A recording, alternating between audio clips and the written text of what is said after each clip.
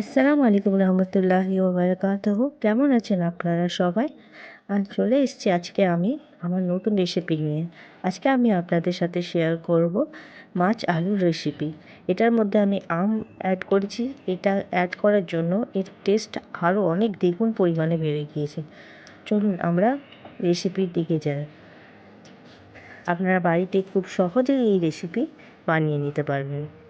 প্রথমে আমি এই কাঁচা মাছগুলো ভালোভাবে ধুয়ে এর মধ্যে হলুদ গুঁড়ো, লঙ্কা গুঁড়ো, জিরে গুঁড়ো এবং লবণ দিয়ে তার উপর তেল দিয়ে ভালোভাবে এগুলোকে মাখিয়ে নেব। এগুলো আমি ভালোভাবে মাখিয়ে নিচ্ছি যাতে ভালোভাবে এটা ম্যারিনেট হতে পারে। এদিকে আমি কড়াইয়ে তেলও গরম করতে দিয়ে দিয়েছিলাম। এরপর কড়াইয়ের মধ্যে আমি এক একটা করে মাছ ভালোভাবে ভেজে নেব। আমরা ভালোভাবে মাছগুলো ভাজবো যাতে মাছের মধ্যে থেকে কোনো গন্ধ না আসে। দেখুন মাছগুলো আমার লাল করে ভেজে নিয়েছি। এইভাবে আমরা প্রত্যেকটা মাছ ধীরে ধীরে ভেজে নেব।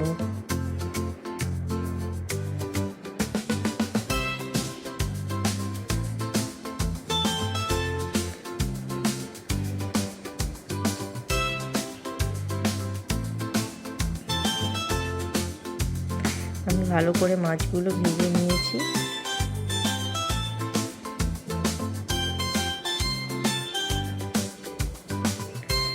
আমার দেখুন মাছ ভাজাগুলো কি সুন্দরভাবে কমপ্লিট হয়ে গিয়েছে।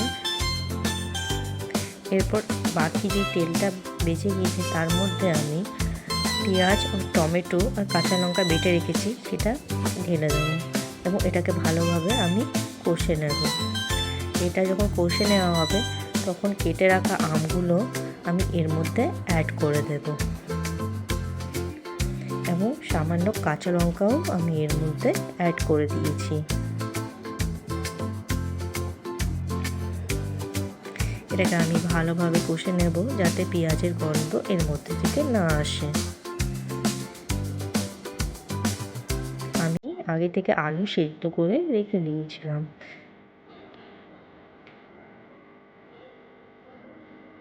এই আলুগুলো আমি পেঁয়াজ যেটা কষে রেখেছি তার মধ্যে আমি ঢেলে দেব এবং ভালোভাবে নাড়িয়ে নেব।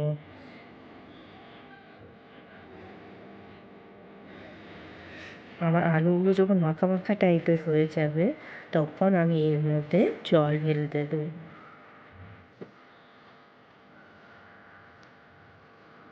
এখন কি সুন্দরভাবে এটা ফুটতে স্টার্ট করছে। এরপর আমি এর মধ্যে একটা একটা করে ভেজে রাখা মাছগুলো দিয়ে দেবো।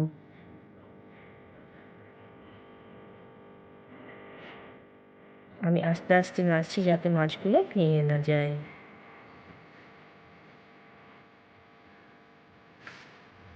এরপর আমি কিছুক্ষণ এটাকে ঢাকনা রেখে রেখে দেবো যাতে একটা সুন্দর একটু মাখা মাখা টাইপের হয়ে যায়।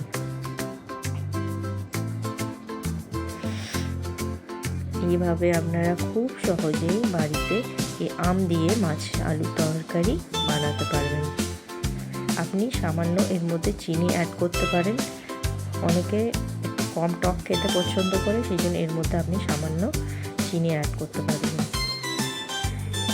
দেখুন আমাদের মাছ আলুর তরকারি রেডি হয়ে গিয়েছে। প্লিজ আমার চ্যানেলকে সাবস্ক্রাইব করবেন, ভিডিওকে লাইক করবেন, কমেন্ট করবেন। ধন্যবাদ।